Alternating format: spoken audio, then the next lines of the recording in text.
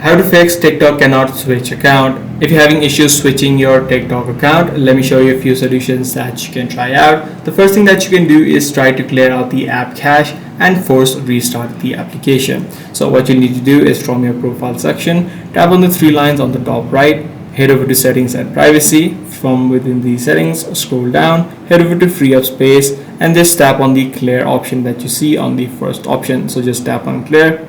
Once you complete this step, make sure you remove the TikTok app from the recent app list, which is forced closing or forced restarting the application. And once you open up the application, the issue should be fixed.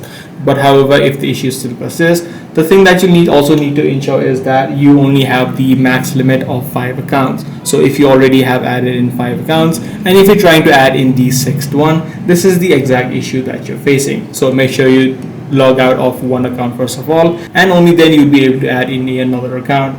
Now even after doing all of these steps, you're still having issues with it, the last thing that you can try out is try to reinstall the app of TikTok onto your device. This ensures that you have the latest version, and any sort of bugs which might be causing the issue will also be fixed. So that's pretty much all there is to it. If this video did help you out, be sure to subscribe. I'm going to see you in the next one.